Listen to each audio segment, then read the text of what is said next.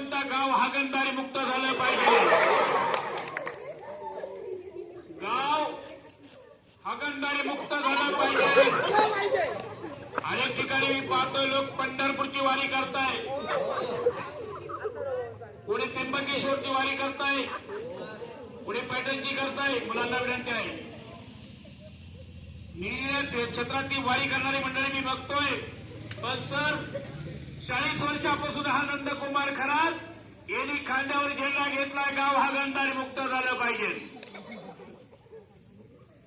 मी ज्या ज्या गावात गेलो त्या गावात ते रस्ते पहिले पाहत असतो, पहिला रस्ता आणि नंतर कार्यक्रम। पाथर्डी तालुक्यामध्ये गेलो कार्यक्रम सादर करण्यासाठी, माझ्या संघ सरपंच होते, गावचे ग्रामसेवक होते, ते म्हणले काय करते म्हणून मला रस्ते पाहू द्यायला। मुलं म्हणजे देवाघरचे कोण असतात, आता बघा मुलं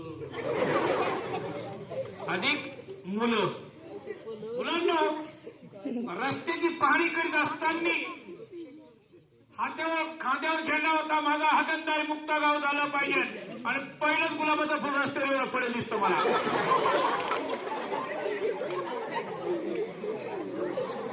आश्चर्य वाटलं का, आश्चर्य वाटलं। आणि मग थोडं पुढे मला असं वाटलंय एकच फुल असेल असं मला वाटलं, पुढे गेलं त्याच्यापेक्षा मोठं,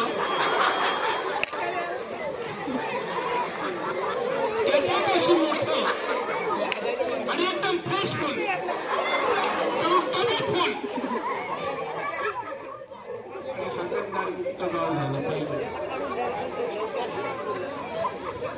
मी म्हणलं गावच्या मानाने